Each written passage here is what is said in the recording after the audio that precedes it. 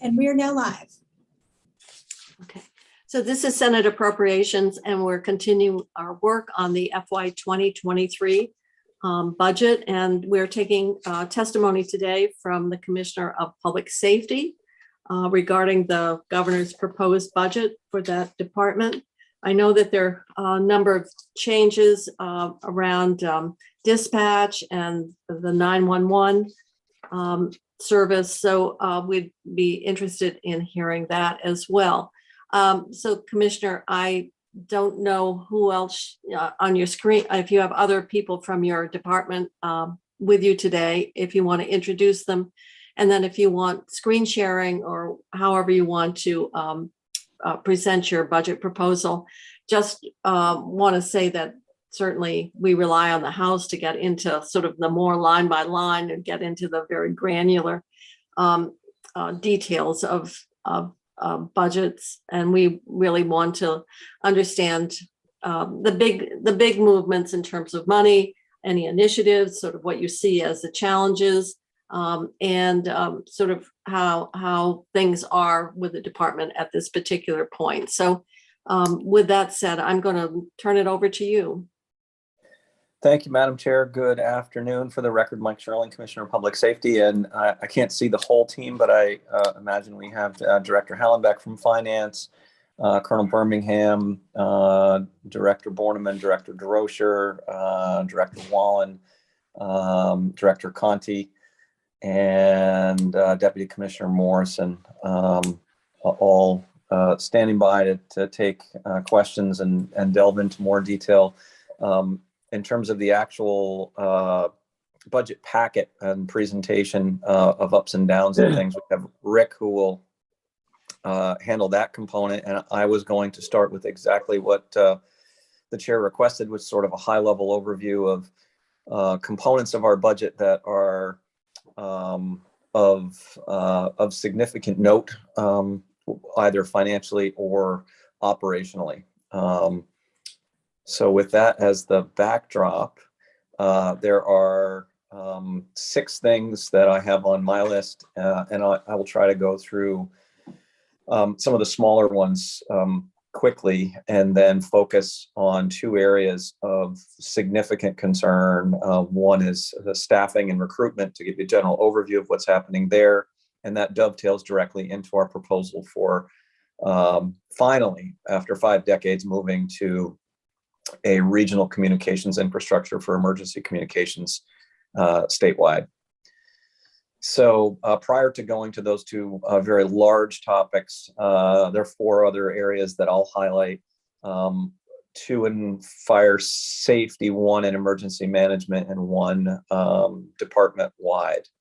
The department-wide version is as the conversation around the Agency of Public Safety has unfolded, and our work to do a variety of different kinds of very targeted engagement have unfolded over the last couple of years.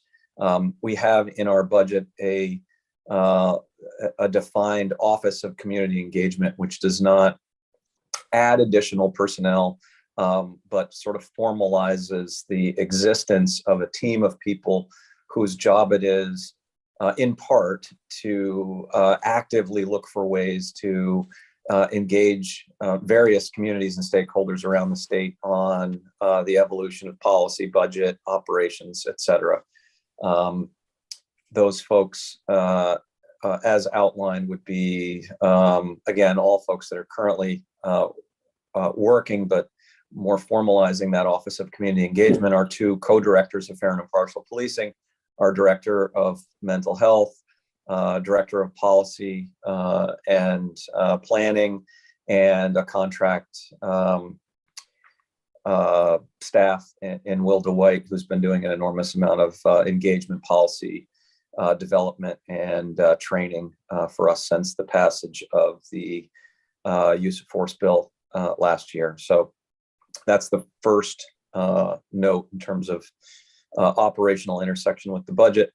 The second is in So ARPA. Commissioner, are you actually moving positions, or are you really trying to create a structure by which these directors are much more organized in their work and how it's coordinated and complementary? The latter, and your description is spot on, Senator.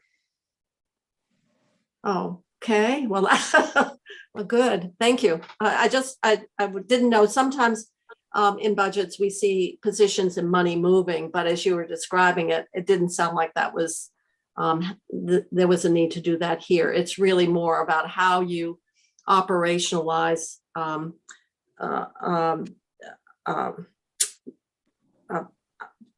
a particular goal, or what, in terms of how to be more effective with that community component. So, all right, thank you. Sorry to interrupt.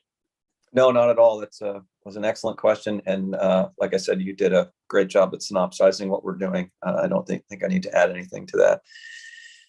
The second is emergency management and hazard mitigation funding, and this is part of the overall ARPA spending. Director Borneman can get into additional detail, but the goal here intersects both climate work and forward-looking planning on mitigating risk to communities by investing ahead of disasters to ensure that we minimize the impact of particularly flooding, which is really the number one area of concern in terms of natural disasters in Vermont, notwithstanding the pandemic. I guess that's a natural disaster as well, but not one that we have a specific investment strategy to mitigate the next one yet. The other two that are, again, on the I call them the smaller side, but these are all substantive things. They just get dwarfed by the last two, unfortunately. The fire safety information technology project for just under $1 million is a partnership between DPS and the Agency of Digital Services to try to bring the fire safety information technology permitting systems, ability to access those and do more paperless work into the 21st century. The system in use there is quite old. It has functioned well, but it's no longer a contemporary platform. So moving this will be a huge boon for both the folks who are doing the work on permitting and shepherding projects through the system in fire safety, but also for those who are looking to get their projects done. Is there an appropriation? Is this, you have to have one-time money to do this, or? Yes, it's an information technology investment.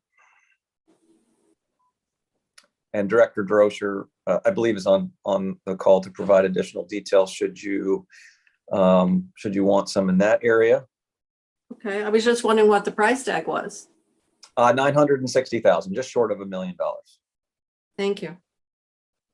Small by IT project standards, but not an insignificant spend. But it's a one-time expenditure, then it would be licensing of the software or whatever after that? That's exactly right. Okay.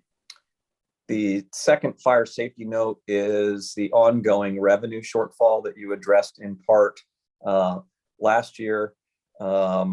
This is directly related to plan review and permitting fees, which just haven't caught up since the COVID pandemic really put a fairly substantial dent in the number of projects. We do anticipate that is going to come out of the proverbial ditch and have much more inflow there at some point in the future, but knowing exactly what that timeline is a little difficult. Right now, we're running about a $700,000 deficit that is projected. That is after the investment in 21 that you made of $500,000 to address what at the time was a $900,000 shortfall. So you brought 900 down to 400, and a new shortfall for this fiscal year of about 300,000 equates to that 700 that is short at the moment, or projected to be short at the moment. So it's shrinking, but it's not shrinking as fast as we'd like it to. And we don't have any specific control on the pace of project applications because it's external to state governments, how fast people are doing projects and how sizable those projects are that generate those fees. And I assume the fees haven't been increased for the last 6 years. They have not been increased. They are fairly large to start with. They top out in the $180,000 range, Mm-hmm. which is quite large. Mm-hmm. Okay. So the two primary. So your shortfall, then you've got a new shortfall in 22 of 300,000 more on top of the 400. You said it was 900. We gave you 5. That left 4. So are you at 7 now? That's correct. Okay.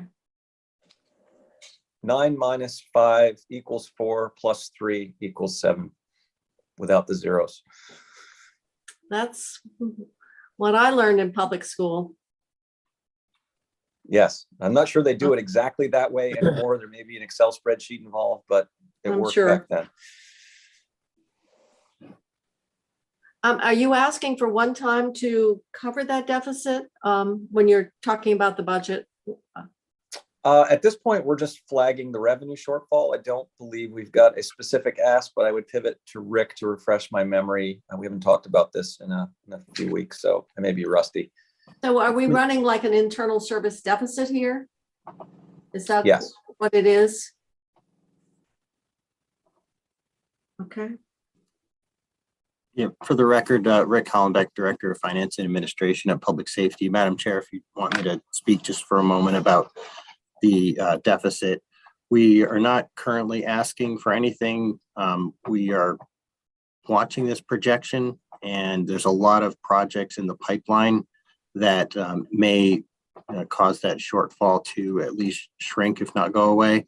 So I think we just need a little bit more time to see what the numbers do. Thank you. Committee, any questions so far? We've been spending a lot of time on internal service deficits. And not sure it's all clear to me. What would be helpful for me, Chrissy, is if you could send me a hard copy of the 150-page document that you have here so I can look at it. Yeah, I can do that. I'll print that out for you and pop it in the mail. if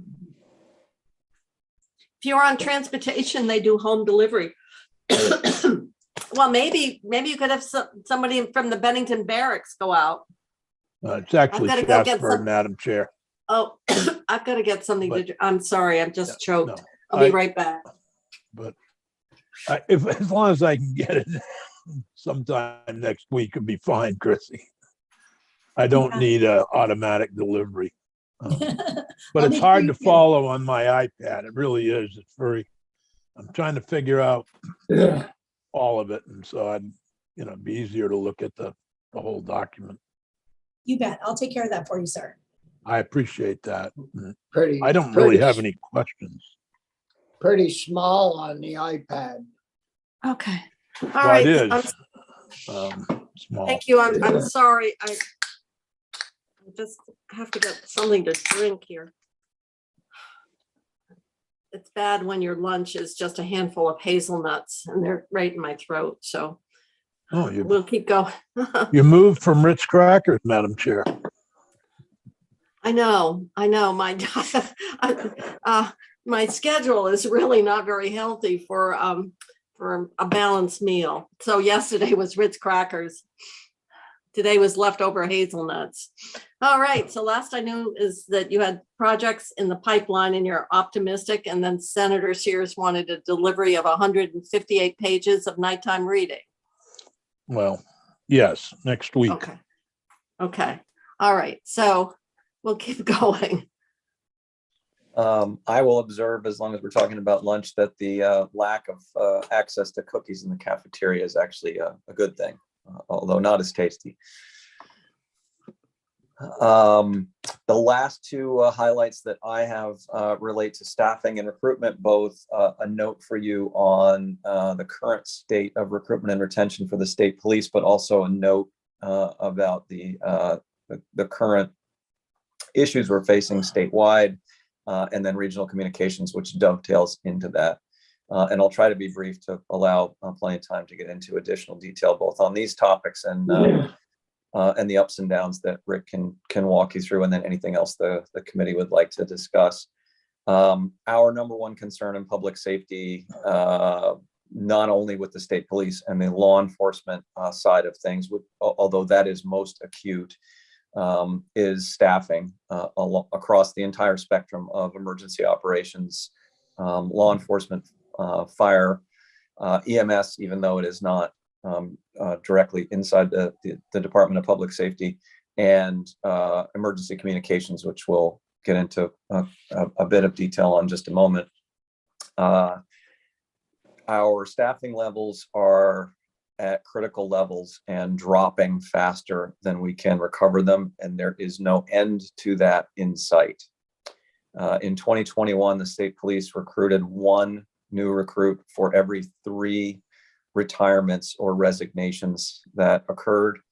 That pace is expected to stay roughly the same in 2022. It might decelerate just a bit as a result of fewer retirements that are projected, but the ability to recruit new police officers in the current environment is impaired in a way that we've not seen before. We're getting roughly a third, maybe just a little less than that, of the number of typical applications, and municipal agencies are seeing exactly the same trending. From Burlington's a little bit of an anomaly because they have some self-inflicted damage there, but Springfield, Hartford, Brattleboro, a number of agencies have begun to curtail shifts because they don't have enough officers to cover those shifts. Beginning last week, the state police began covering on an on-call status calls in Springfield. We expect that may be something that unfortunately gets replicated in other communities as we get an almost weekly request from municipal agencies to cover because their staffing is dwindling rapidly.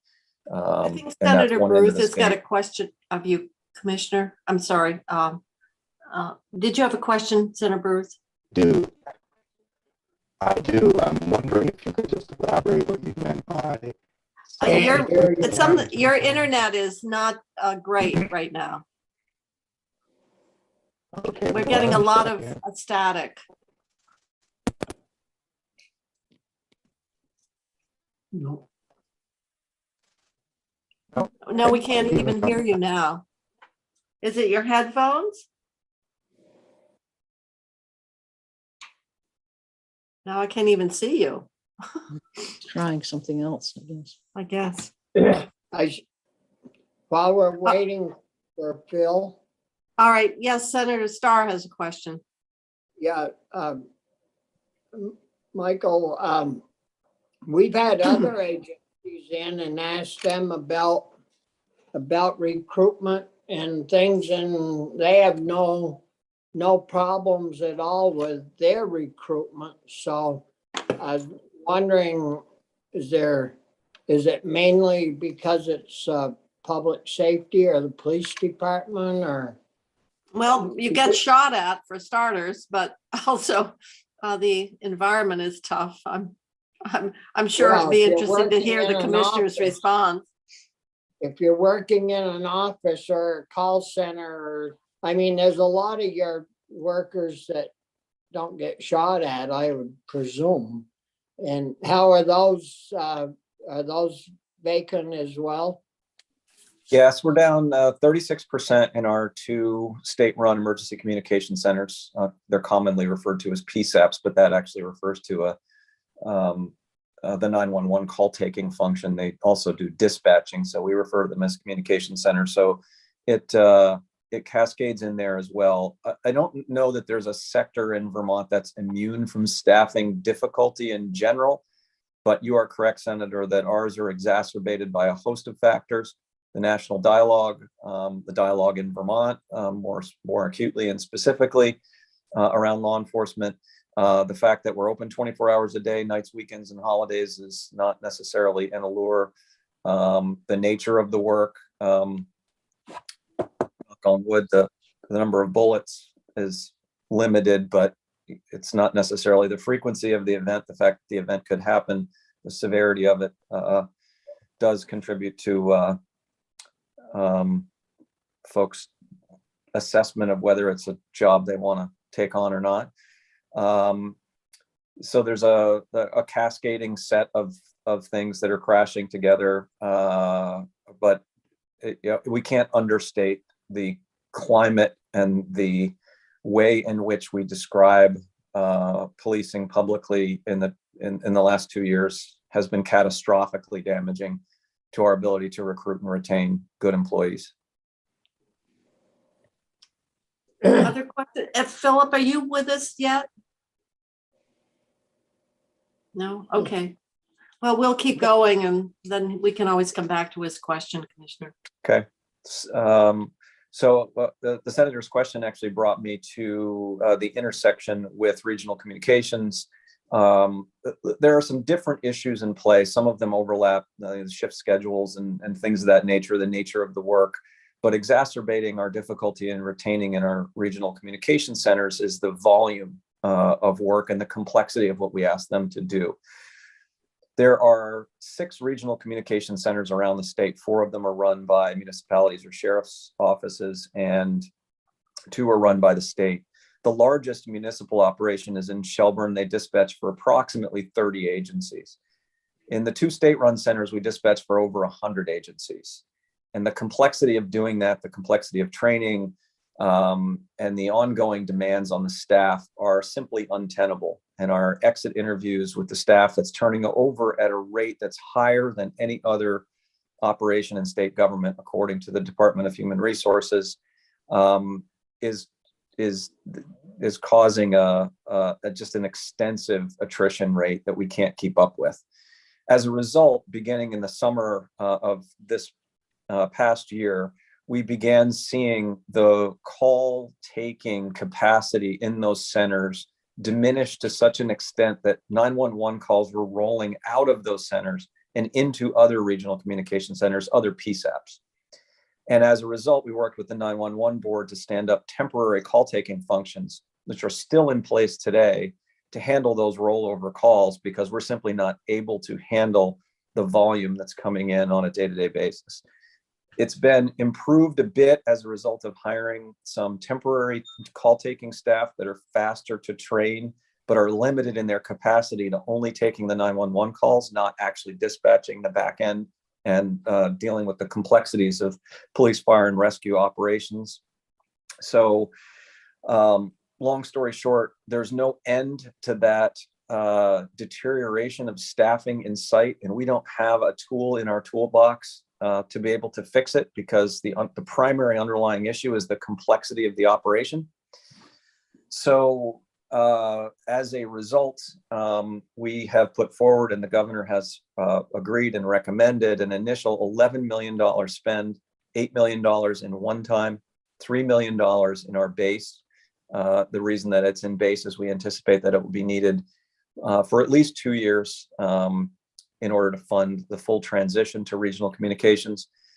So the spending that has been put into this year's budget is to fund, as I indicated when I began my testimony, finally a transition to what has been long envisioned, the first study occurring on regional communications in 1969, before I was born, a long envisioned pivot to regional communications, and what would ultimately be 9 regional sites supplemented by the 2 state-run sites that would deal with state assets and supplemental capacity only. It's important to note that for decades, the state has actually been in the way of this pivot, in large part because we have either underbilled or not billed municipalities for communication services. So there's been no impetus to move to this long envisioned regional communications infrastructure, because we're providing a service for nothing. Unfortunately, that service is no longer sustainable. Of the 5 new initiatives or new regional centers that would supplement the 4 existing, it's really important to note that 4 of them are initiatives that are already in play. They've already been working on this in some cases for decades. They exist in Chittenden County, in Windham County, in Essex County, and in Washington County. The only one that is a new initiative that is working from basically the ground up is in Rutland County.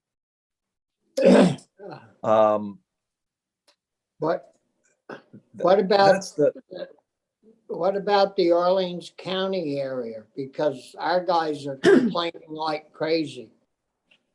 I'm sorry to interrupt. Senator Kitchell, can you let Chrissy in? She got booted out and you're the host. It's a blue button at the top. And Senator Baruth may be waiting to come back in as well.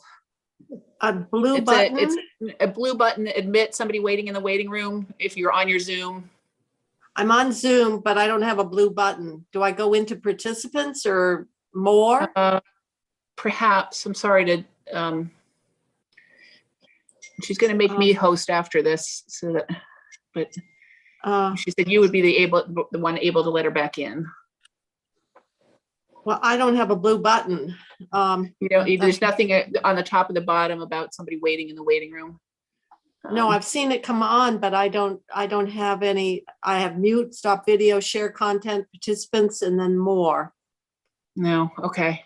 I'll ask her to. I'll go off and ask her to be more specific. I would be more than happy to do it, but okay. I'm going to ask her to start. I think she'll try again, and maybe something. Oh, wait a minute. I've got it. Just a second. Emitter. I'll admit her. Yes. Yeah. Okay. Sorry. Thank you. I'm seeing it. I had to go into participants. Did that work? Yeah.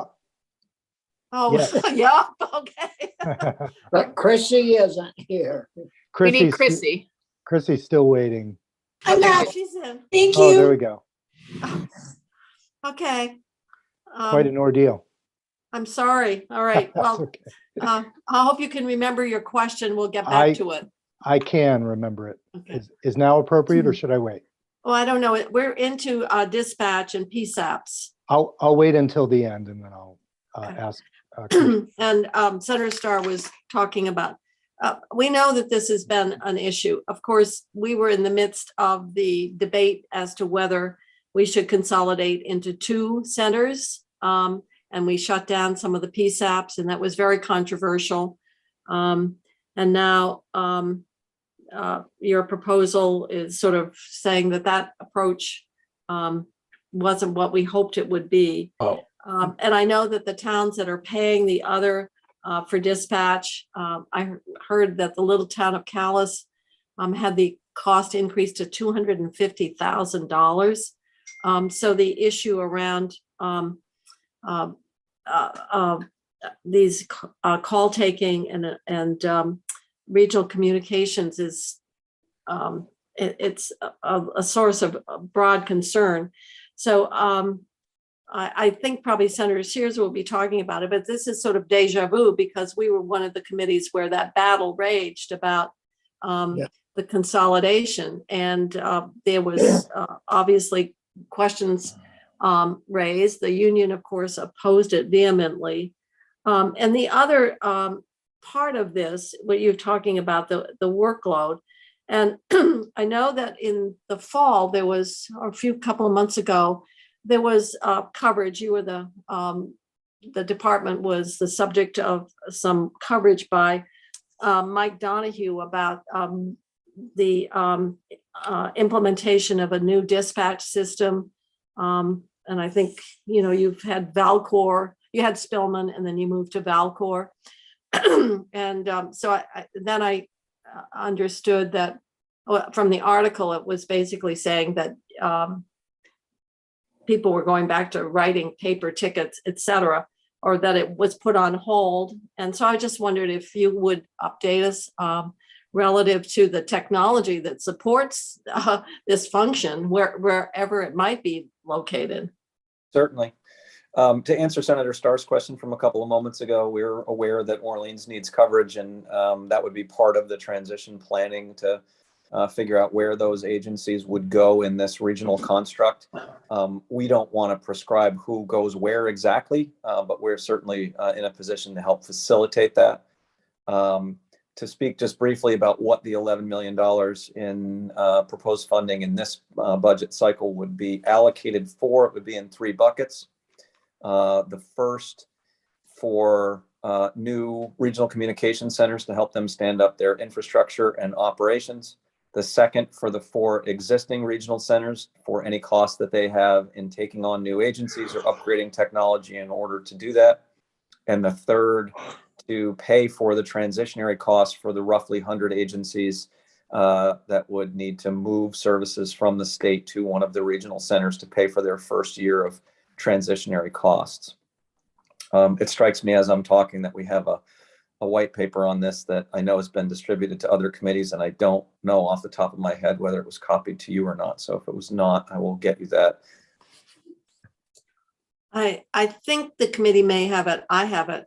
have- Nick, I don't remember seeing it. I shouldn't say I don't have it because I get so much that it would be hard to remember everything. hard to remember. I know if it came from Okay. Commissioner Well, we'll Sherling, make it sure probably everybody would've- gets it because it was a fairly detailed description of the proposal. Senator Nitka? I was just wondering, with regard to all the regionalization, what are the towns that have their own dispatch systems included, or where are they in this mix?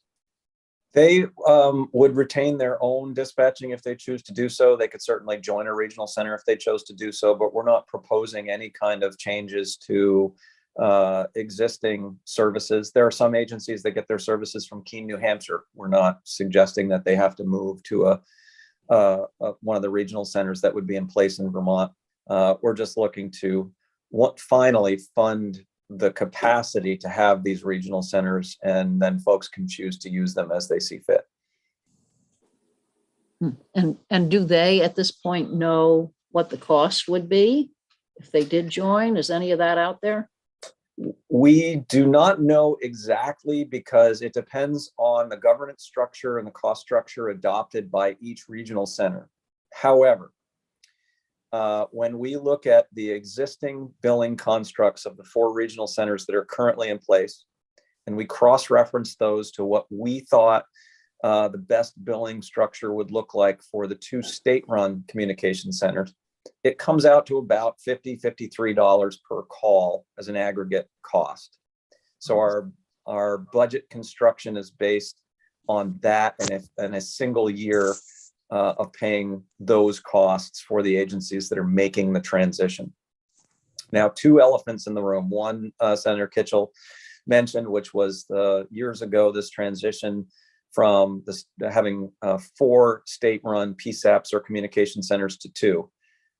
I do have the benefit of hindsight, but I can say with confidence, I would not have recommended that had I been here at the time, even without the benefit of hindsight. Don't think that was a good policy choice. But I also need to flag that I don't know that we would be in a different position today because the complexity of operation would be more diffuse, but still difficult to maintain the way that the way we do dispatching in Vermont, especially the way we do dispatching in Vermont in the 2 state-run communication centers was not built in a mindful way. It was built haphazardly over time, adopting agencies as people needed services. It wasn't mindfully constructed. It's just a thing that grew organically, and it has become so complicated that we can't even staff it anymore. That's the oversimplified version of where we're at. So to say that we're here because we went from 4 centers to 2 is not accurate in and of itself. It may be a contributing factor, but it's not the underlying factor. Yes, Senator Starr. So have you given any thought to going to a private dispatch type system where you guys are right out of it? Because we're gonna throw now another $11 million to create these 4 additional dispatch centers. And I mean, you'll be back in a couple of years maybe and need another few million to keep it going. I don't, there's another elephant I was going to get to in just a second, and that's the ongoing costs. So let me put a pin in that and answer your question. The investments in infrastructure here to get these additional regional centers, I believe is a good one. I'm I wouldn't put my name on it if I wasn't confident that this was the way to go. And what gives me that confidence is the number of times this has been studied. Again, dating back to 1969. We studied it in Chittenden County when I was there. We were unsuccessful when I was chief in Burlington. They have been successful in creating that infrastructure or the intergovernmental agreements now in Chittenden County, as has Rutland. The sheriff in Wyndham is ready to step in and do this work. And then in Essex County in Newport, Chief Bingham is ready to step in as well. There are ongoing costs for infrastructure. But I don't think this is something where you're going to see a sort of an annual or biannual request for investment once that infrastructure is built. These are things that last decades once they're in place. That's not to say we don't need a long-term plan for how to ensure that we've got sustainability in that capital infrastructure and the radio towers and repeaters and things of that nature. But it's not something you're going to see, I think, on a repeated basis. This is the right move to create a sustainable foundation for regional communications, in my professional opinion. That last elephant that I was going to flag is this does not have a proposal for how to fund emergency communications statewide on an ongoing basis.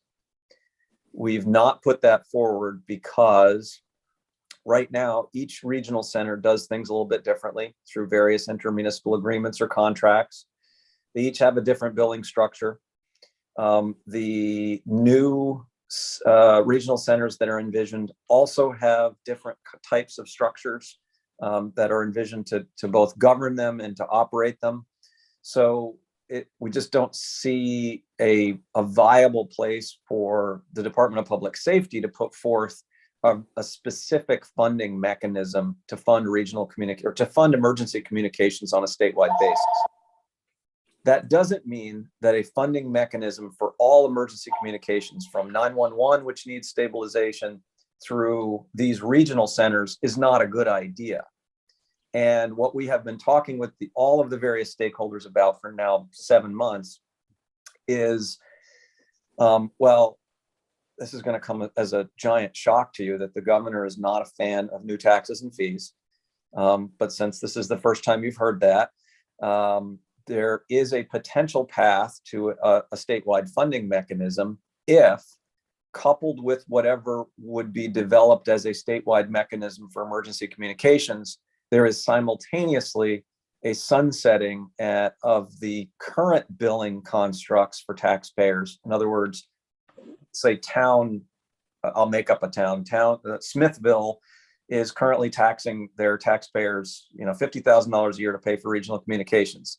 As long as they sunset that and don't supplant it, replace it with, use it for parks or use it for something else, that would be something that the administration would entertain. So in other words, replacing how we pay for it now with a new, more stable, widespread construct is something that does have potential going forward. But we have not put that forward right now for the reasons that I just explained. So every option has its advantages and disadvantages. I'm sure one of the, I'm sure we actually have a request that if you contract it out, that whoever does this function would be state employees, just to let you know. That request has been made. But it raises the question in terms of if you wanted to have a consistent, and say you went to that statewide funding mechanism so that it sort of equalizes the cost against all Vermont regions, and and provides the same level of service. For the state to do it with more, obviously it's complicated, as you're saying, the complexity, obviously the training, the technology. Are there advantages and economies of scale to do it through state government, recognizing that you need to address the staffing and you have to fund it properly? There's a number of different components of that answer. We'll begin with the simple one. State government's more expensive. This isn't an effort at reducing cost, but it is more expensive to do business in state government. One of the reasons that the regional centers have been long envisioned is because it gives an interesting balance between shared services and local control. So creating mechanisms for the region to control its own destiny rather than having the state delivering a cookie cutter service has enormous advantages. And that's what we've seen with the 4 centers that have been operating for years now, is they do a really good job. And they're able to be nimble in the marketplace. You'll see agencies occasionally move from regional center to regional center because they can get better services or a better price from some of these operators. In a monopolistic kind of environment, if the state were to run it, I think that creates a variety of hazards. Right now, I've repeatedly described this. It is not to disparage any of our workforce. Our folks do a great job, but we deliver a good service, not a great service, for a host of different reasons. And I think you actually get a better service from some of the other regional centers. So that's another reason to do it that way. And I'll also note that the General Assembly envisioned this some years back when you enabled intermunicipal agreements and these kinds of things to occur via statute. I've forgotten what year it was, probably mid 2000s, maybe early 2000s when that was created. But one of the underlying or underpinning reasons for that was that shared services among municipalities is an incredibly effective way of delivering service, not only because of the economy of scale that you get by sharing those services, but because of that intersection with the ability to have your own governance structure and really control your own destiny. I've also not answered your question relative to the transition to Valcor, and Mr. Donahue's very colorful coverage of that. There was a bump in the road that created a delay as a result of some technical engineering issues after the initial go live.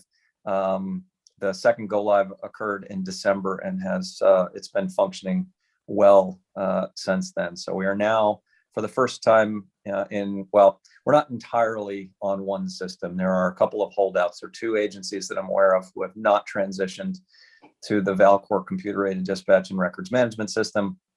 But save for those 2, all other law enforcement agencies and all the dispatch functions for all the other agencies have transitioned to this platform, which is much like the fire safety IT project brings us to the 21st century with a cloud-based infrastructure that has redundancy, that actually does, in some respects, enable more regional communications efforts and remote communications, because you really just need an internet connection to be able to do dispatching, at least on that piece of the infrastructure, because it's a cloud-based system. So in the event of a catastrophic failure in one of our centers, the officers, troopers, others can actually dispatch from their cars as long as they have connectivity. So I guess the December go live, then you said, has gone well relative to the first earlier a few months ago. Is that, I'm just trying to sort this out, what you said, because obviously the technology is out there to support this these functions. And if we're talking about the 11 million, I'm just trying to figure out how the systems in place or the investments. So I guess, did we, unlike you're talking about you need 960 for the IT investment. Did in the past budgets, then we had done a specific appropriation to move from to this new IT software? You did, and you may recall, this is a couple of years back. The investment is one that, as part of our modernization strategy, we're now providing that infrastructure at no charge to all public safety agencies around Vermont. It was one of our core rubrics in that modernization strategy. Was there certain things that the state should not be charging, or, to use the more flip vernacular, nickel and diming agencies for? So we have now made a transition to we the statewide taxpayers fund that computer-aided dispatch and records management system for all Vermont first responders and public safety entities. They are no longer billed for that. Other questions? I'm just looking. Oh, Philip, we have not gone back to yours. And then Senator Starr, is yours related to dispatch? Mine is. Yeah. I don't Okay, know. Go ahead. Go ahead, why don't you Bobby. go I'm- ahead and we'll. I'm 'cause, fine, Madam Chair. My oh. question is passed. Oh, So we're gonna do free dispatching for all over the state for municipalities, or for what? For emergency operations and for police? Did you No, just sir. say There, that? there is What'd no, you just, the underlying computer infrastructure for dispatching is provided for free. The personnel and the radio infrastructure is not provided for free. okay. We allow access to our radio infrastructure for free, but to the extent other people have to maintain their own radio infrastructure, that's not a covered cost. So like Newport City, you would cover their equipment costs, but not the personnel. Yes, for it in this regional communications transition, that's what the $11 million would fund, is equipment and transition costs to get the new regional center stood up, the existing regional centers to take on additional agencies to the extent they're able, and the transition costs for services for the first year of operation for the agencies that are moving to a regional center from a state-run communications center. so right now you have two that are run by the state of Vermont. Correct. Williston and Rockingham and Westminster. Williston. And out of the calls, what volume are handled by those two centers? It's about 60% of the 911 calls statewide are taken by those two centers. And it's about a 50-50 split of state police or state service calls to municipal service calls in those centers. And how that relates statewide to all calls for service, I don't have that number off the top of my head because we don't have a good inventory of every place that does dispatching and how many calls for service they do. It's not something that's aggregated statewide. Until now, with Valcor, we will eventually be able to tell you that, but I can't right this minute. So I guess one of the questions, and I suspect this is behind Senator Starr's question, if the state decides to go with this different model, and therefore we're doing the startup and so forth, but we really haven't addressed the statewide funding. We are really, in essence, moving down to that regional local level, the financing and the responsibility for this emergency service. Is that the final result? It's correct. That's correct. It is important to note that right now there is a disparity, significant disparity with which emergency communications are paid for. The roughly 100 agencies that get services from the state don't pay anything, and everyone else pays their own bill. And as I testified to a couple of years ago, So this would mean everybody gets to pay their own bill. That's correct. Or if they're, if there is a discussion around a statewide funding mechanism, then, everyone pays everyone's bill in a more socialized kind of manner. Either one has potential. Okay, other comments? Does the League of Cities and Towns have a position on this proposal? Yes, I will paraphrase it, but ask that you ensure that it's cross-checked for accuracy.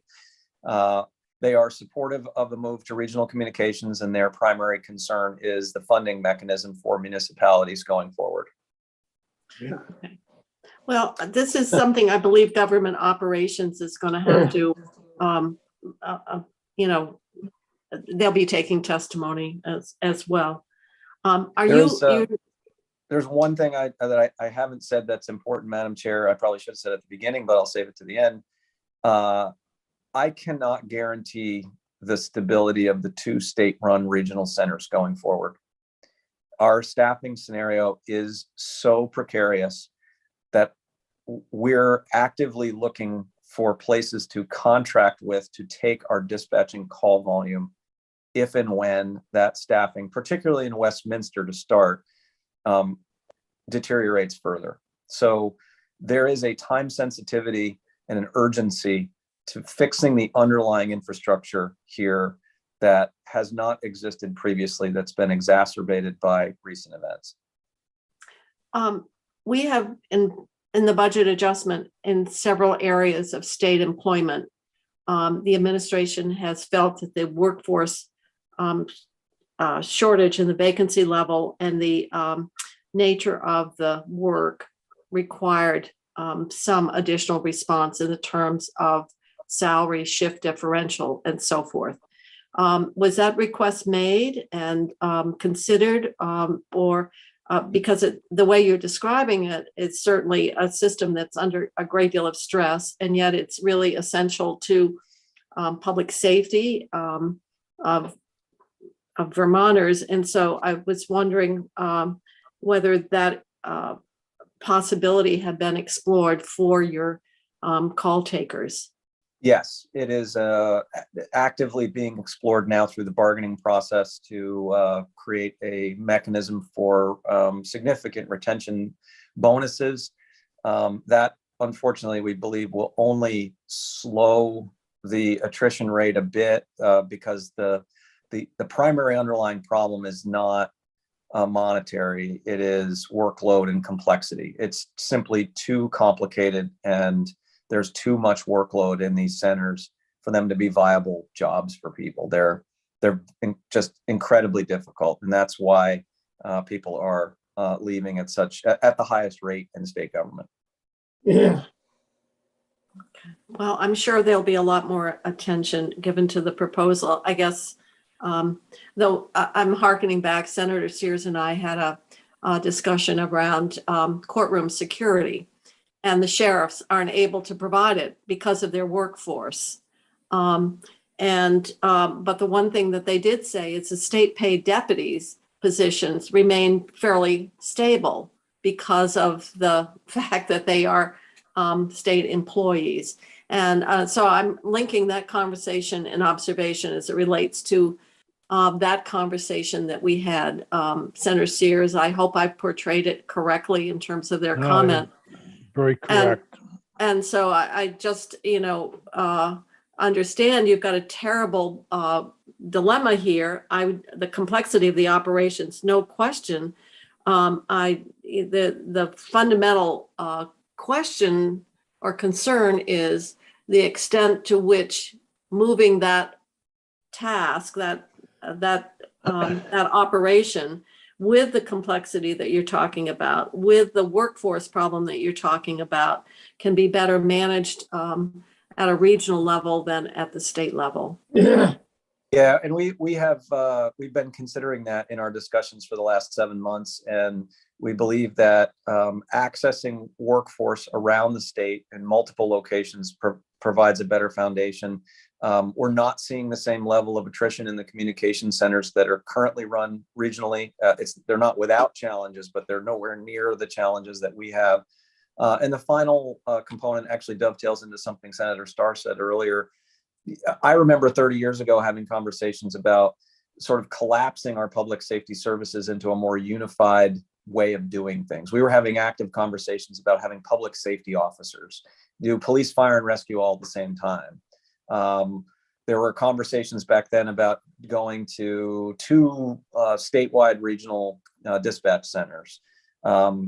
What has happened in the interceding 30 years is the complexity of operation for each one of these organizations has become exponentially greater. It's no longer viable to even have a conversation about having public safety officers because the training requirements alone in any one of those verticals, police, fire, EMS, are so daunting that our employees would be in training the entire time. And same thing relative to dispatch. The complexity of the operating environment. I started as a dispatcher in 1987. Started on rescue in 1986. I was not a full adult at the time, just for the record. The complexity of what we have people doing today bears no resemblance to what it did back then. And that's why diffusing these things out further makes sense. The final observation I'll make is we often compare ourselves to, and in many respects this works, but in this arena it does not, compare ourselves to Boston or Baltimore. Vermont's the same size as the city of Boston or Baltimore, where they do their 911 and dispatching operations in one large call center. The difference is they're dispatching for 3 or 4 agencies across an entire city. So the complexity is just volume, not complexity itself. In Vermont, there are hundreds of public safety agencies. So diffusing them around multiple centers makes much more sense than trying to aggregate things in a smaller number of centers, again, because the complexity is completely different than in the city of Boston, where you've got, 1 police, 1 fire, 1 EMS. That's a slight oversimplification, but generally that's the way it works. I'm just looking at the time and it's 3:00 and we really haven't gotten into your ups. Well, we have in some ways because we have been talking about the 11 million proposal as well as your IT investment for fire safety. And I'm just wondering, committee, Senator Sears, you'll look at the ups and Yeah, I will, downs. but And I mean, because I think this conversation was important to have. I think it is too, and I'm happy to meet offline with the commissioner and other members of his team to go over the budget items we didn't get to. Okay. The one, and I know Senator Baruth had a question, and I want him to have time. Well, for he that. said he No, it's fine. okay. said he was fine. But I am really, this dispatch issue is, I just wanted one final question if I have time, Madam Chair. Yes, you may have Before- the final question, Senator Sears. Thank you. Is the legislature helping or hindering the effort to move to the regional call center? Is there anything that this committee or the Senate Judiciary Committee could do to help? Great question, Senator. There's no hindering at the moment. What really all we need is the funding to begin this transition at this particular point in time.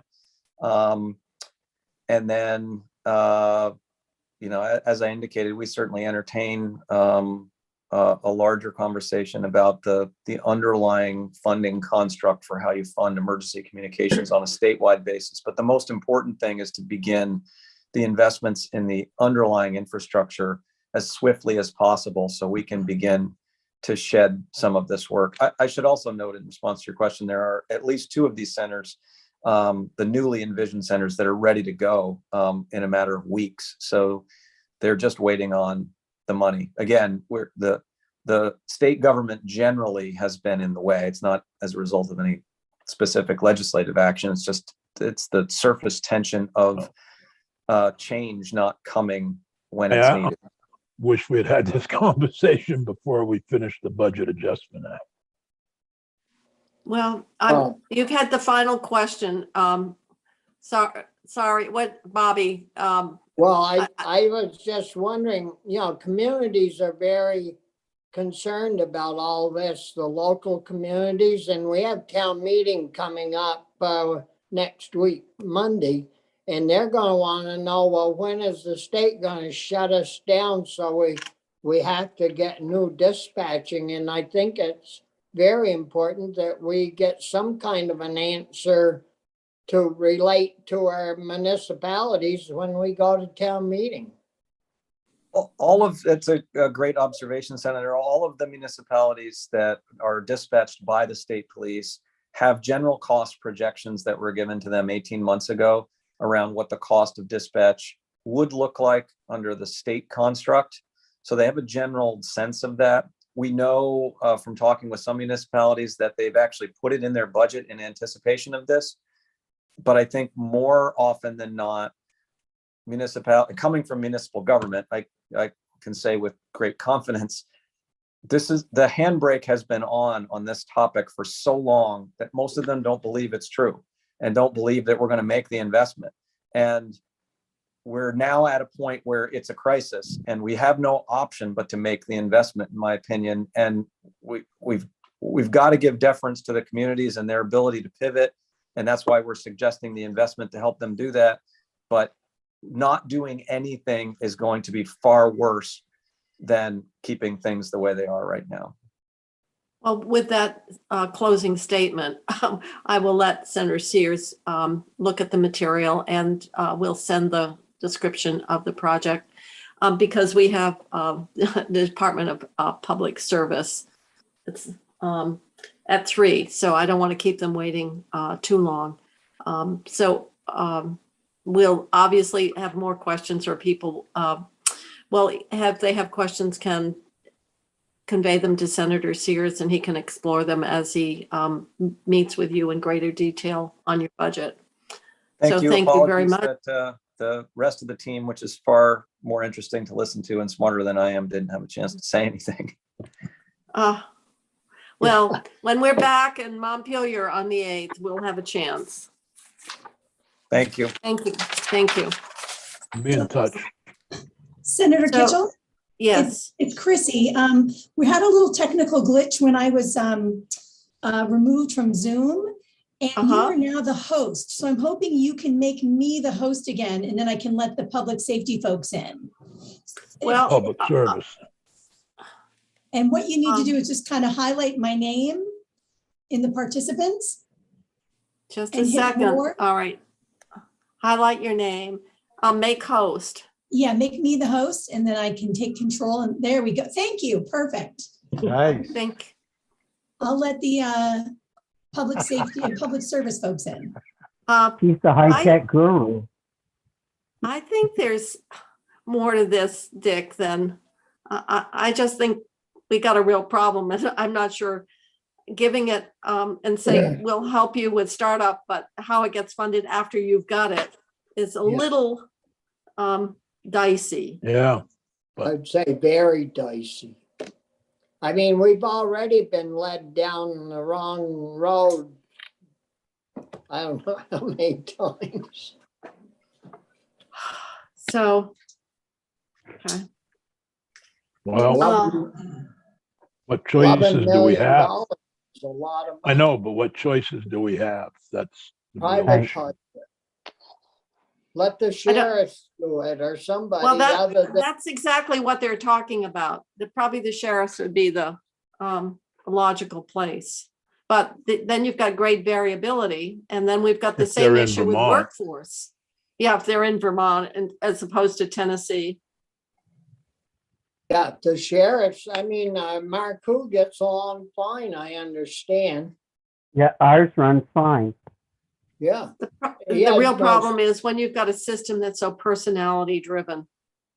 Yeah. Yeah, and the elected officials who And will do what I they mean, how many want to times do. have we heard like ACCD, they have no employment problems, they Just- told us the other Well, I day. know, but just remember that your sheriffs are a business. Quote unquote from Justice Eaton. Yeah.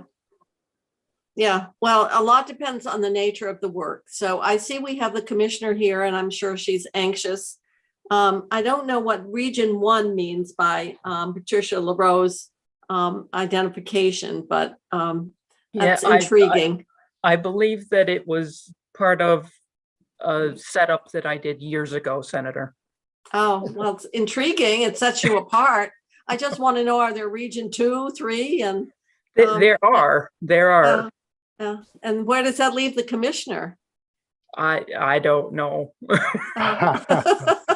At the top of the heap, Madam Chair. All right. Well, I'm glad to know that that's where you are. I sort of don't feel that way a lot of the days. So Wow. we're on to the Public Service Department's budget. And as you know, this committee is probably not going to get into the level of detail that our colleagues in the House do.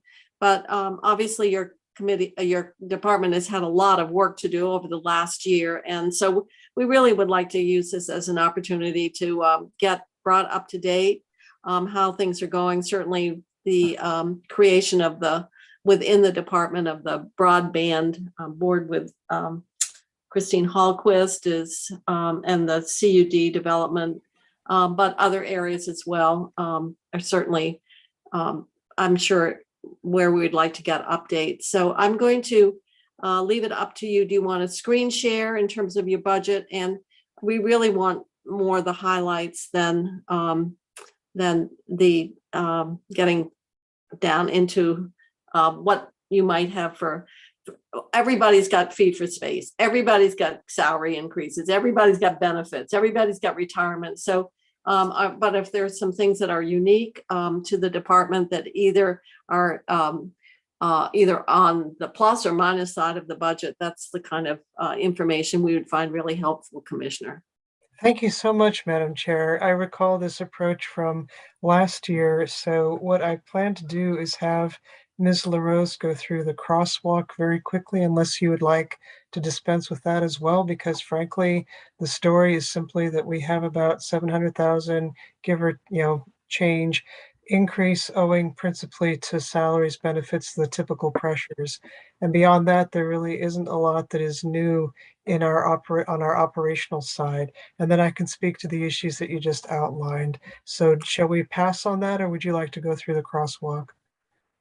I'll leave that up to the committee. I think what you've done is just taken the highlights there. It's really basically a level service budget. Yes. That is the only increases are reflecting what we call the uncontrollables. Correct. That's correct. Okay. And then I think to your point from a moment ago, I could productively spend some time talking a little bit about things that have changed and pressures that I'm seeing at the department that you folks should be aware of. So I'm going to go in that direction then. That would be great. Okay, Patty very lately sent to you, I think, the slides that I had prepared that I'm not going to go through with you then, but rather I would draw your attention to them for your reference should you choose to look at them. But in those slides, you would see a couple that highlight some of the things that the department accomplished in the last year that I think are to our credit and that show that we've productively used the money that you appropriated from the CRF fund in order to increase broadband connectivity, to help folks with subsidies for their broadband service, and then also to help folks with arrearages for their electric service. If you recall, you appropriated something like 15 million to us to help folks with arrearages on electric service. We very successfully got that money out on the street. To do so, we stood up an entirely new program and infrastructure to go with it, which thankfully was funded last year with ARPA money. Thank you very much.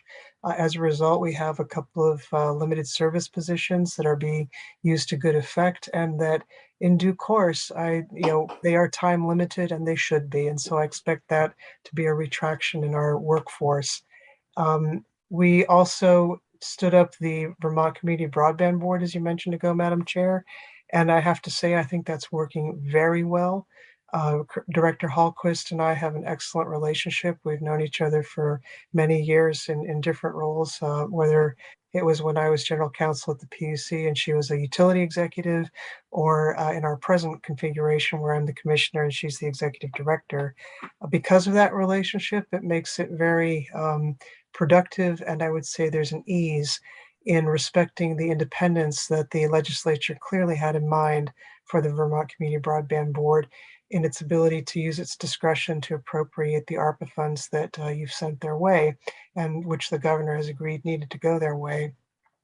And so this year in the budget, there's an additional $95 million request for funding for the VCBB for them to do their good work with the CUDs. And I'll be honest with you, I think it's going to take more money than the ARPA money that we've appropriated to date to get the universal connectivity done that we are all pulling for. But We did of course, 150, was it in That's the last year. 22 budget, in the That's 22 correct. budget? Yes. And And I think we had identified, hope to do 250. So we've got 150 and 95, and then you've got some broadband funding through the federal infrastructure bill. yes, they're different in their in how we access them. And if you like, I can spend a few minutes on that. The infrastructure bill envisions formula funding for the states, and Vermont, with its small state formula funding, should get about 100 million. We will have to access that though through the, it's called the NITA, the National Information Technology Agency. So we will have to write proposals and the like in order to shake that funding loose. I don't think that's going to be anything out of the ordinary. And when I say we, to be clear, that will be the Vermont Community Broadband Board, where Vermont was really well ahead of the rest of the country, was that in establishing the VCBB, you have an identifiable broadband office, if you will. And that is what Washington is looking for in the administration of this kind of funding through the NITA. So we're on solid ground there. We've got the right agency. In this year, we've done some advocacy at the FCC, the Federal Communications Commission, on a variety of other broadband issues. And the department, meaning my connectivity and telecom division, and Director Hallquist's staff at the VCBB have worked seamlessly together in that advocacy in front of the FCC to try to help folks get subsidies for broadband service and the like. So I think should they need any help with getting the $100 million from the NITA, the department will certainly be there to help them as well. So that work has been going very well. There were a variety of hiccups that in retrospect look more like comedy, like the hiring of the attorney, for instance, for the Vermont Community Broadband Board. It came together very nicely, and they have very good counsel now, and I'm very happy. But it's the kind of thing that none of us could have envisioned when this legislation was being written last spring. But I think with imagination and goodwill, which we had an abundance of, we got it done. Something I'd like to highlight for you is the work of the Climate Council. I will be honest with you, someday when I'm no longer commissioner of the department, I'm going to look back on my tenure and I will count among my failures the failure to recognize when the Global Warming Solutions Act passed, what the impact would be on my agency and its staff. I did not recognize that. And so I did not advocate for the resources that we needed. The result of that was that we staffed the Climate Council work and we staffed it the way I deemed necessary in order for the Climate Council to produce its report on December 1. But it meant having two of my directors on committees as either chair or as very involved support staff for the committee, in addition to my own time on those meetings, which was considerable. It was not drop in once a quarter. It was hours and hours of work, and not just work, but also more work to prepare for those meetings, not just for me, but for my staff. And you have to understand, anytime you're doing something in the climate space, you're almost always implicating energy. And therefore, we are the agency with the expertise. And so it stands to reason that we did this work, but we were not staffed up for it. And so I have been very aggressive in this budget cycle in advocating for staffing for the department for new functions. One example being the clean heat standard, for instance. The implementation of such a program, should it come to pass, is going to be very intensive in terms of resources for the department and the PUC, and we need to be resourced accordingly. With my agency, there's always that wrinkle that you have to keep in mind. We are almost exclusively, in terms of our operations, funded by the gross receipts tax paid by the utilities. The utilities, that it makes sense for their regulators to be funded by that funding stream, but the clean heat standard is a whole different regulatory ecosystem, if you will. The fuel dealers don't pay gross receipts tax, and they are the community to be regulated by the clean heat standard. And so there will need to be a question answer as to how we're going to pay for the staffing resources that the department is going to need, no question, should that program be investigated, formed, launched, and then administered. We also have a variety of projects that we're working on that derive from the work of the Climate Council, for which we've sought ARPA funding in the governor's budget. All of those are tied to our mission. And I think for the most part, those projects are projects that we're prepared to carry out with our existing staffing resources. So the takeaway from all that for you should be, we are doing more work than we used to in areas where we've not worked before. And when our scope of mission expands like that, it sets off these questions about how to pay for the additional resources that are needed to do that work. That is pretty much what I was going to, I think there's one other thing I wanted to mention to you. In the process of working as hard as we did on getting the Climate Council support, the report done, or being part of the immense operation it was to get that report done on time, we also delivered the 2022 iteration of the Comprehensive Energy Plan. That too was a heavy lift. That is a mission that has always been with the department, so it's not new. But doing it in tandem with the council and making sure that it is consistent with the Climate Council's plan was quite a heavy lift, and we got it done. But that's where the strain really hit home for us in trying to do both missions at once. And then we also got the telecom plan done in June of last year. So it has been a very busy year at the department, but I believe we have delivered fair value. Perhaps the committee has questions, or shall we go to the, Well, I guess I have a couple of questions. First of all, you're talking about if legislation is introduced that creates a clean heat standard, Yes, and that it would bring in entities that, well, first of all, it's interesting because they aren't, fuel companies aren't monopolies. And so they're in a competitive market environment. And so is that bill under consideration in the House or the Yes. Senate? And Yes. I assume you're making the argument that if we were to implement something like that, then how did, like with utilities, we gave targets, and of course we had a separately funded utility, the Efficiency Vermont, to help supplement, but it also includes building into the, incentives, for example. Is that what is being envisioned for our fuel companies? And so I assume your plea for resources to implement something of this complexity. I mean, it's a whole different environment than a regulated monopoly. That is correct. So that's my question is if it happens, then it has to include the resources necessary to implement.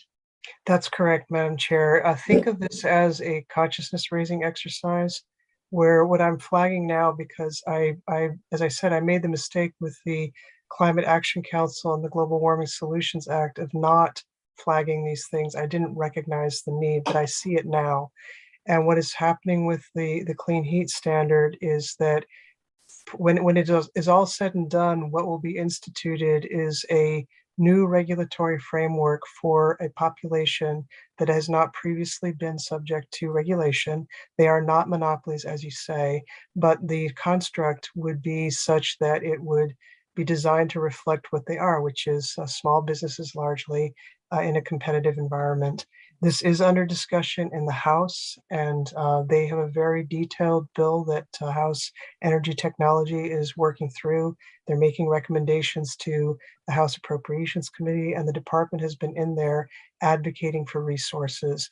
What they have done in the statute, right, in the legislation that's proposed right now, is they've literally itemized a number of staff positions for the PUC and a corresponding amount of general fund appropriation. Please note, it's not special fund, it's not gross receipts tax, but rather it's a recognition that the PUC will need additional funds. And for the department, I'm making the same pitch that we too need new bodies then, and we need new funding, and it's got to come from somewhere. And the only place I know to point to is the general fund. So that I expect will be coming. I guess what I'm trying to say is if it comes your way, please remember we need to have this conversation about how to appropriately resource the department to do the work. Senator Starr, you look like you're about to leap out of your chair. Well, I mean, we have these committees out there putting stuff together all the time, and they forget about the consequences of somebody having to pay the bill. So how many million are we talking about having this would cost, Commissioner? Are you asking Senator Starr about the Clean clean energy. standard implementation, or are you talking about the cost for the department to do the work? Well, both really. Okay. I mean, one's gonna lead right to the other. Yes. So for the clean heat standard itself, to my knowledge, we don't know the cost. That's one of the things I've been talking about to the committees and saying, we ought to know the cost. But in terms of the department, I am estimating that full implementation will be 2 to 6 full-time personnel, and that the tab for that would be anywhere from $300,000 to $1 million. And the other side, we don't have even an estimate of what that cost would be. Correct. I think the idea would be that the PUC, to whom the program design and implementation would be assigned, the idea is that they would, among other things, seek to answer that question. It sounds like maybe a comparable model where when you purchase fuel, I guess it might depend on the nature of the fuel you're purchasing, there would be an additional percentage like there is for Efficiency Vermont on a light bill, and then that money would then be used to support weatherization or other energy reducing investments, so that I don't know what clean heat means relative. I guess coal is dirty heat. The idea is to create a credit system like you have for the renewable energy standard, where certain activities like Efficiency Vermont's activities create credits. And then fuel dealers would have the option of either themselves doing activities that result in creating credits, or they can purchase credits and use those credits to meet their obligations. This is the renewable energy standard model that's being discussed for clean heat. And then if they fail to meet those requirements, they would have to make what's called an alternative compliance payment. Madam Chair, I'm not sure sitting here today what the intended uses are for the revenues, whether they are to subsidize low income elements of the program. I just don't know. What I do know is the last time around, I was quiet about the needs for my agency, and that was a mistake. And so I'm trying to fix that by being vocal about it now. I understand. It's just a very different environment, because within, and Senator Westman is on a board of a utility, but by managing and reducing the demand, all ratepayers benefit from that investment. It's harder to see because you don't have this same universe as you do with a monopoly in terms of your ratepayer group, and how those investments actually benefit all the ratepayers in a financial way, in terms of their rate. I guess this is getting into a different area where that investment benefits all Vermonters in the form Yes. of a Yes. better environment. So It's a societal benefit in terms of reducing carbon or reducing greenhouse gas emissions, Yeah. which is the targeted objective of the Global Warming Solutions Act. If Vermont is to meet the requirements that were enacted into law and to do so at the time stages that are in statute, which are fairly aggressive, then these measures have to be taken in order to reduce carbon emissions. And so the clean heat standard is directed at basically intervening in the existing market to create pressure to bring those emissions down, and to do so through this credit system that the fuel dealers would be subject to. So I Well- apologize if I'm taking you out of a policy place that you don't usually visit. As I said, I'm simply flagging it to say. Okay. Well, please you're bear in concerned mind. about being given an assignment without the resources Precisely, to carry it out in an acceptable way. Correct. Okay, we can, the comprehensive energy plan. Yes. What committee is looking at that? So many plans end up not being really, they're very large, they're voluminous, they have appendices, and we have a horrible track record of actually using those plans. So what committee is looking at the, I guess it's technology and energy again.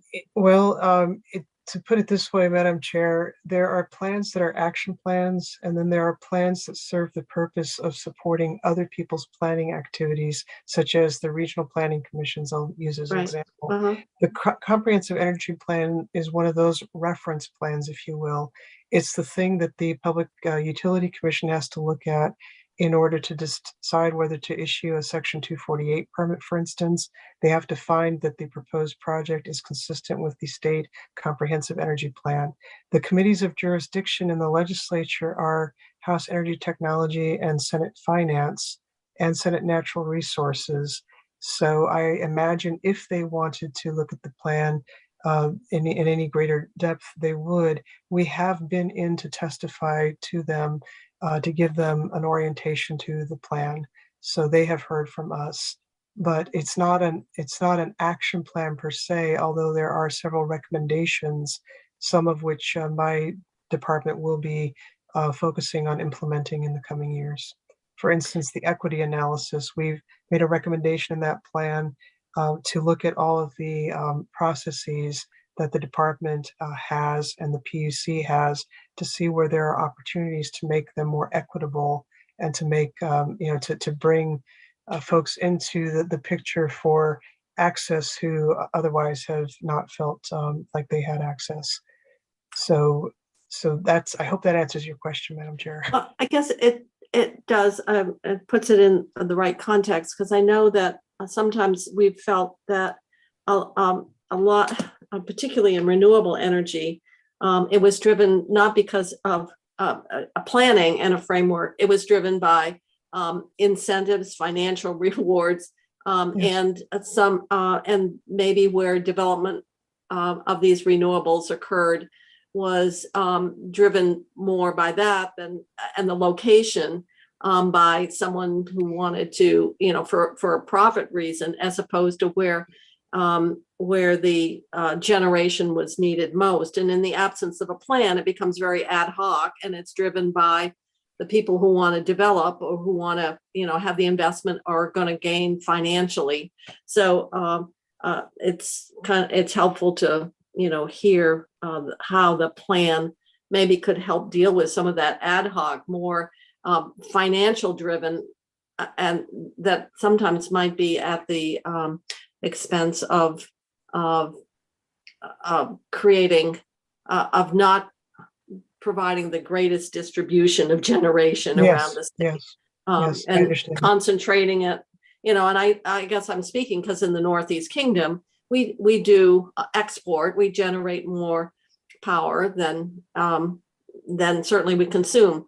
Of course, that's true for the whole province of Quebec, because Hydro-Quebec, in fact, generates and exports tremendous amounts of power. So generation and export and so forth become kind of interesting. Some people would say, well, we're being asked to generate more than we consume, but that isn't that uncommon in the scheme of things. To your point, Madam Chair, one of the things that we did with this comprehensive energy plan is we spent quite a bit of time detailing the economic impacts of these policies to explain how they affect rates, because we felt it was important for people to understand what the financial consequences are of these policies, which are necessary in order to green our energy supply. But you have to have that foundation of factual understanding. If rates are going to go up by a certain increment, we have to understand that that's because that's the cost of greening our energy supply with in-state distributed generation. So that's one piece that we brought to this plan that was new. It was showing people, here are the bill impacts of this form of energy resourcing. Also recall that you had the vision several years ago. In fact, I remember having exchange with you, Senator Kitchell, about this in my first year as commissioner. You had the vision to enact Act 174, which called for enhanced energy planning at the regional and local level. And those plans were designed to address the dynamics that you're talking about, to make sure that these projects that are driven by incentives are also cited in a manner that is consistent with the vision the communities and the regions have for how they're going to develop. And those Act 174 plans have all been, I think, at this point, written and adopted as they're supposed to be. And they serve as a check, if you will, on some of those dynamics that you were mentioning a moment ago. So I think the planning efforts are addressing the concern that you had about how some of this was driven on an ad hoc basis, and this leads to a healthy tension in the public conversation about who's doing the developing, who is benefiting financially, who's getting the power and the like. Not all of the renewable energy development community is happy with some of the checks that have been imposed through the planning process, but I think it has helped stabilize things a little better, because the important thing here is that the social consensus underlying the need to have renewable energy and the need to have a green energy portfolio for our utilities and for our own net metering consumption, for instance, that is true. It is real. We need to move in that direction, and Vermont has been a leader. If your consensus underlying that erodes, then you have policy backlash. And that's what I've been very much trying to avoid. And I think the planning is helping us with that.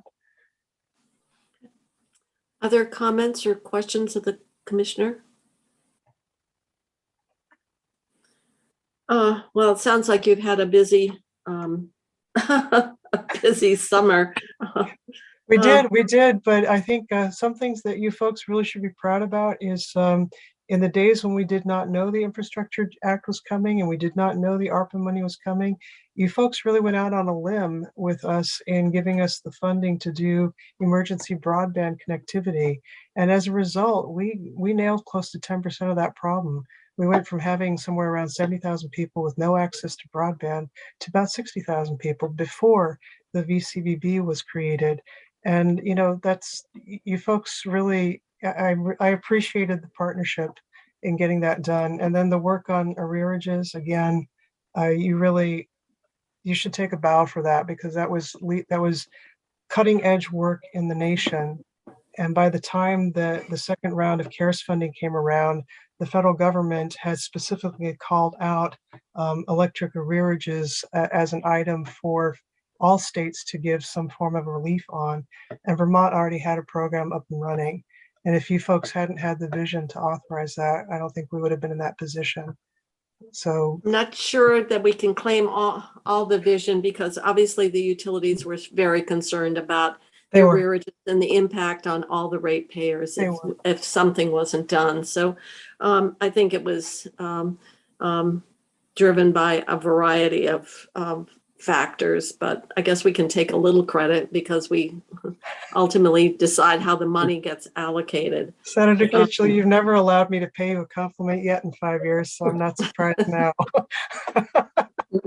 I'm always thinking, always thinking. All right, well, there's an old saying, you know, you've got your hands full and your pants to hold up. And I think probably your summer sounds like you were doing just that. And the other, when you're talking about the FCC, if there's anything we hear, and that's complaints about broadband and the fact that we don't have the same jurisdiction over those services and cost or whatever. In your conversations, do you see any of that changing? So that it's very frustrating to say to people, you know, take your complaint to the FCC, which is like, you know, telling them to get lost, basically. So I was wondering if we're making any progress there. It's so I think there are some encouraging things I can say in that space. I think at the national level in Congress, there's been a recognition that leaving broadband regulation entirely to the industry, even for the best of reasons, meaning encouraging innovation and the like, that was their decision in 1996 when they did the comprehensive overhaul of the Communications Act. And I think they have now come to realize that leaving it that way at this point is now starting to show some of the unacceptable costs. What's discouraging on that front is that the fix hasn't been to do yet another overhaul of the Communications Act to set that right.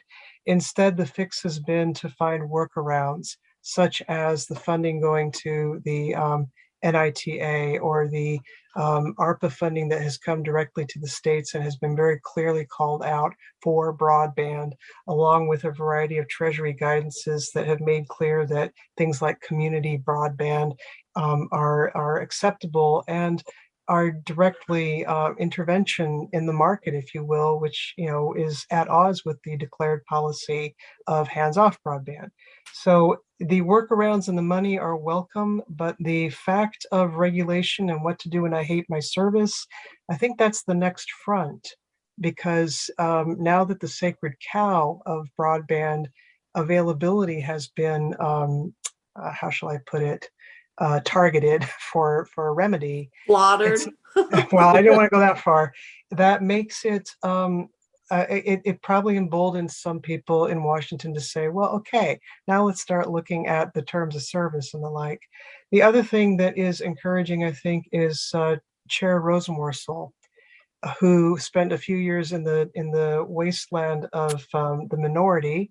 And that's when I got to know her in going down there to talk directly with the FCC about Vermont's issues. And I'm happy to say she also has a Vermont connection because I think she has a second home in Southern Vermont. She has been very interested and is taking concrete steps to address issues that have bothered us for a long time with mapping. And Vermont, again, was on the cutting edge of driving home the point that the FCC's approach to mapping was just backwards, shall we say. And those maps are at the bottom of so much policy around how the FCC disperses funding and designs programs for funding, and also how they see quality of service, who's got it, who doesn't, and so forth. So I think that's been very encouraging. And I would be remiss if I did not point out that Congressman Welch has had quite a hand too in raising the profile in Congress of the need to direct the FCC to do something about mapping.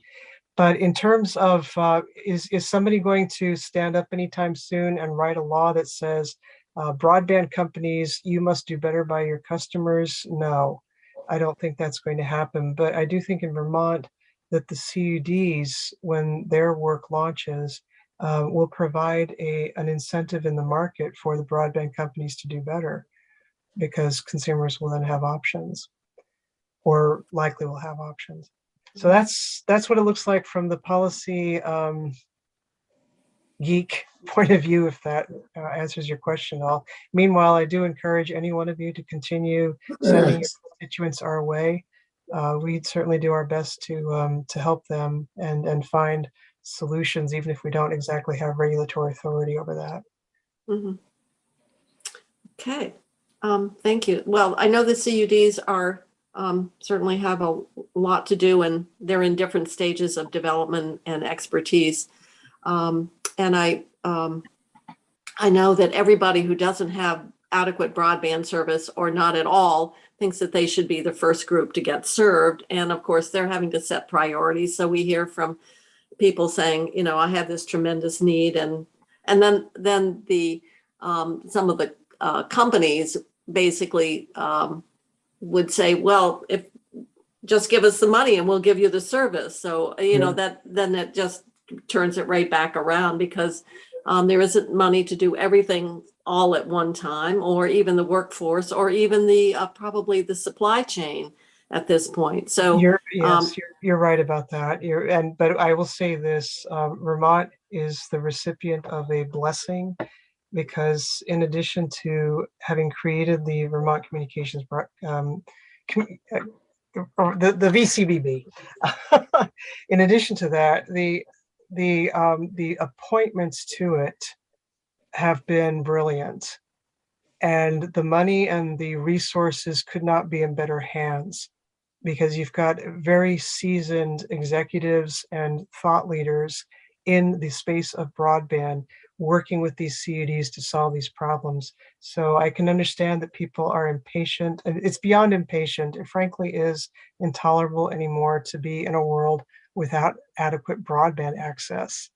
And I think we have a real solution on our hands with the work of the VCBB, and not to mention the many Vermonters who are working on those CUDs in their off hours.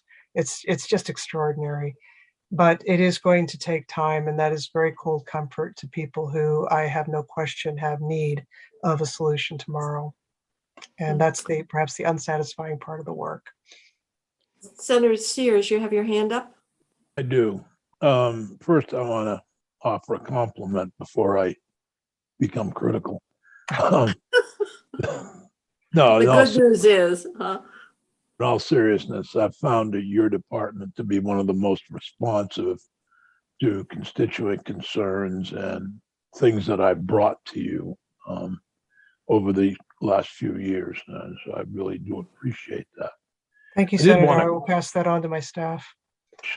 They've really been good. I will. You know, the thing I want to mention, and there needs to be some way for us to work together on this.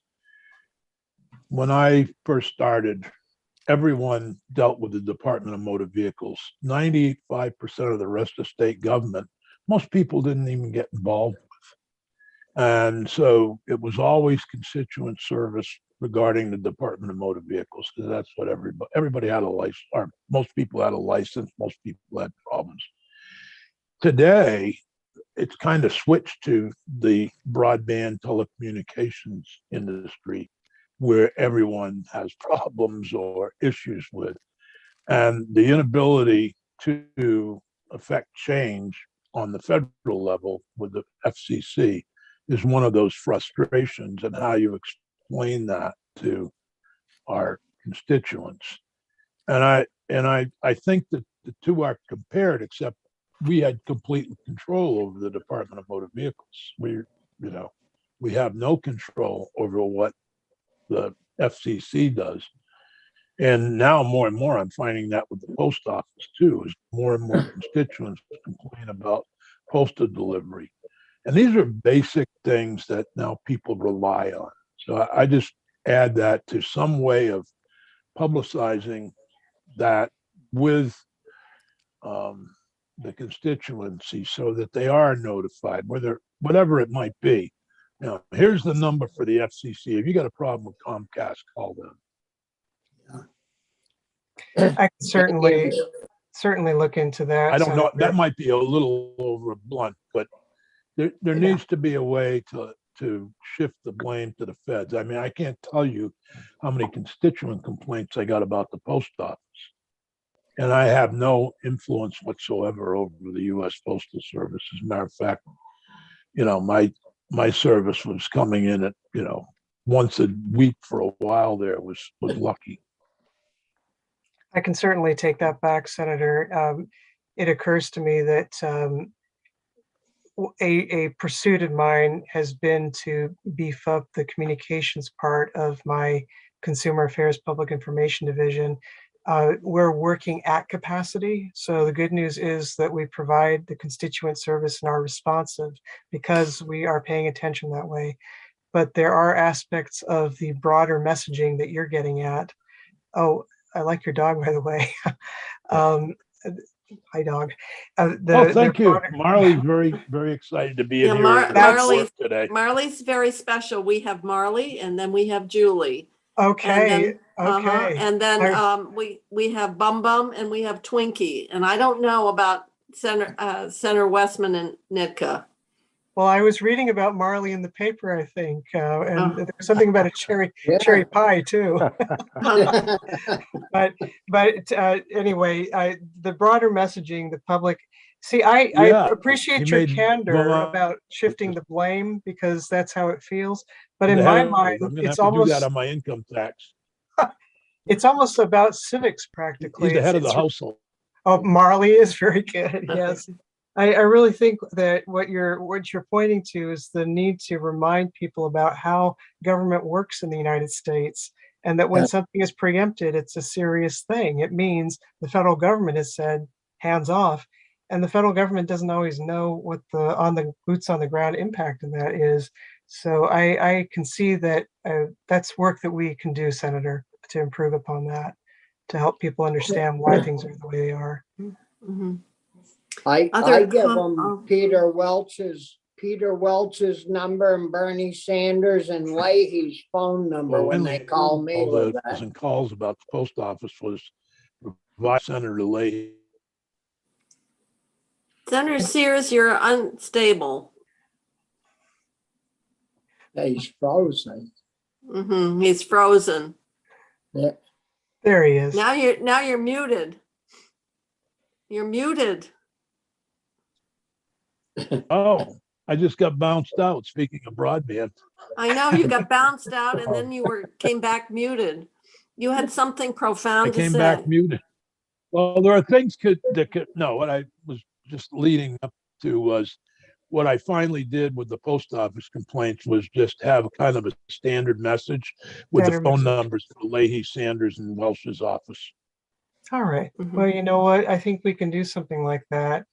And I can certainly send that around, and then you can use that as you see fit in constituent communications. I will look at our website to see what we have there right now. As I was saying a moment ago, I would like to beef up the communications bench, if you will, simply because I think there's a capacity issue in relating to the public about these issues. We did a very good job of that in the emergency, but I mean, when the state of emergency was underway, but it came at the expense of other work. And so we have the experience of that more targeted message, but perhaps again, not the peacetime resources, if you will. So I duly noted, and if that's your most critical mode, Senator Sears, then that's a pretty good way of delivering discipline. Well, you know, the one thing your staff has done, though, even though they don't have jurisdiction, they will call the cable company, for example, and they will follow up. And so sometimes even the fact that, well, I'm calling because, you know, Senator Sears brought this situation to, and, you know, sometimes just that pressure helps resolve something. So your staff haven't said, oh, that's not our problem, you know, go contact the FCC. They have taken the time to make the call to whatever, you know, whatever ISP is involved, and use sort of the bully pulpit that they have to address the situation. So that's always been, I thought, particularly helpful to say we don't have the jurisdiction, but it doesn't mean that we can't do anything. Oh, absolutely, Senator. And believe me, when I go back, I will let my staff know that you've noted this, because I think it goes to who we recruit, frankly. Yeah. The people that we have in these positions are people who want to help. And, you know, a lot of this is about persuasion. And So yes, we use the bully pulpit. We have ongoing relationships, especially, Consolidated is a very good example where they have regulated and unregulated activity. And so we have ongoing relationships that we can draw on to say, hey, this just isn't right. But fundamentally, what you're describing is the benefit of being a small state. And Mhm. so in that respect, Vermont is still very much a small town. You wouldn't, a public utility department like mine probably, or public service department, probably couldn't be responsive on that level in California or New York, but we can here, and we do, because that's neighbors helping neighbors. And it means a great deal to my staff when they know that you folks take note. The one in Texas proved that the other couple of, There about you a go. year ago. There you go. Yeah, that was a whole nother scary episode, Texas. Yep.